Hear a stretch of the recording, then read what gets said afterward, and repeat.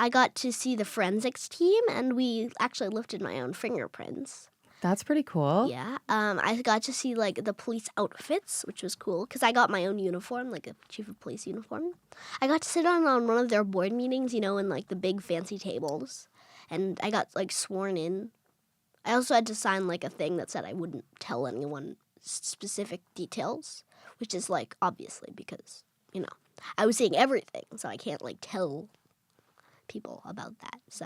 Was there anything you saw or heard that you thought, oh, I wish I could tell somebody this? Yes. Oh, and what was that like to know you can't? At first it was a little like, oh, because honestly, I sometimes like drama.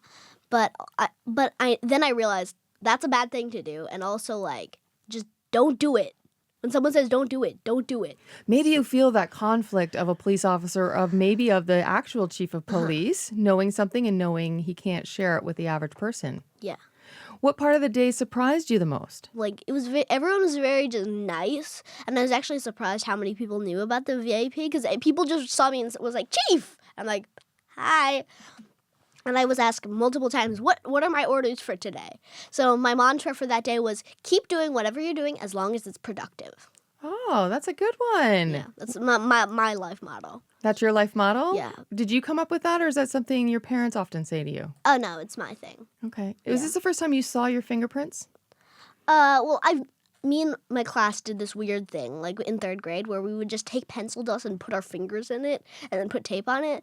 But this is, like, it's different because I got to see, like, under the lights and under, like, all of the stuff. And I got to, instead of putting it in pencil powder, I just put my fingers on a window. And I'm like, oh, my gosh. Yeah, they don't even use ink anymore, do they? Yeah. It was just digital.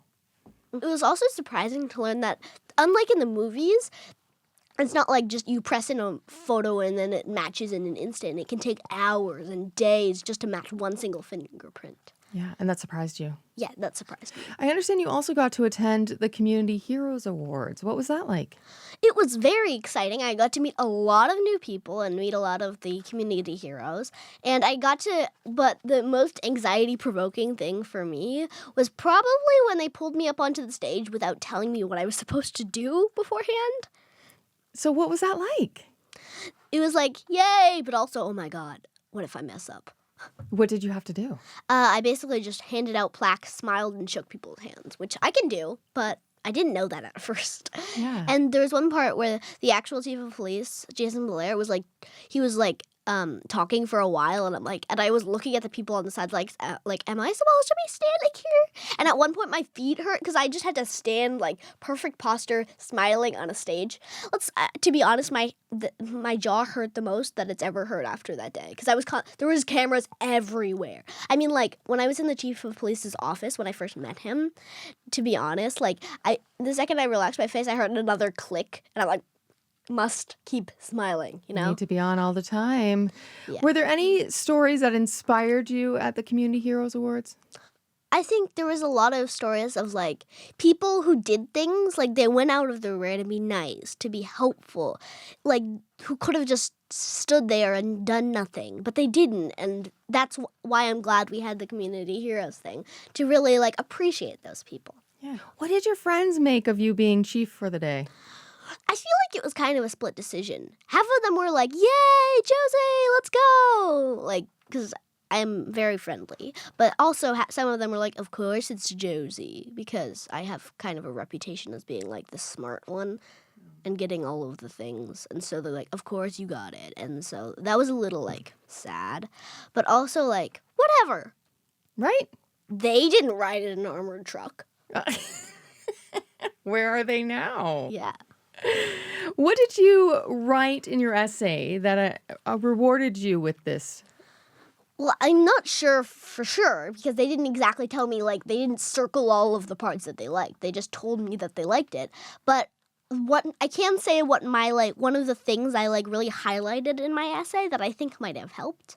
I highlighted, like, what I thought I could bring to the office of the chief of police, which was sort of a perspective or a view of what kids think. Because VAPE is all about trying to educate kids on basically don't do bad things, you know? That's, like, the most simple way to describe it. Right. Are you thinking things like stay in school, Don't do drugs. Yeah, that sort of thing. Don't drink and drive. Yes, that. But I also feel like sometimes in general, adults can kind of assume what kids want. And I feel like it can be much more helpful to actually have a kid who experiences other kids every day, who knows what they go through, who knows what they feel, the pressures, the stresses, who knows all of that, and who can take that into account when making decisions. How do you think police could do a better job bridging that gap between them and teenagers? They do try very hard, and I really appreciate that effort. But I think the one thing that I think would like just completely make it way better would be just kind of listening to kids. Less talking and more listening to the other kids. Be like, what are you experiencing? Because instead of having a police officer tell you what to do, having a police officer listening to you can be way more impactful, I feel like.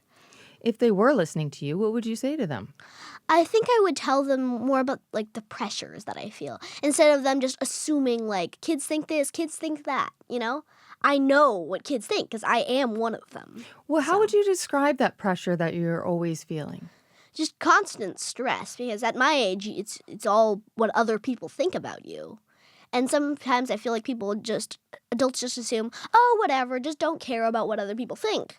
It's not that hard. It's hard. It's way harder than that. Yeah. And I feel like that's one of the biggest things. Well, even when I asked you what your friends think of you being chief for the day, you had good things to say, and then you quickly shifted to, but everyone thinks like I don't deserve one more good thing. And I think one of the most important things that people need to work on is just like going back like I did, but who cares? It's true. And the more you live life, the more that will be natural for you to know if they're in your inner circle, their advice matters. If they're not, let it roll off your back. Now, are you interested in law enforcement in the future? I'm interested in I'm not really interested in the kind of like general police, like arresting people, being on scene, driving in the cars. I'm not very an action person. I'm more of a sit back, professionalism person. And so I think maybe working in one of the media contact areas, because I got to meet those people where they work with the media, that would be cool. But also being a lawyer has always interested me. That's still law? Yeah.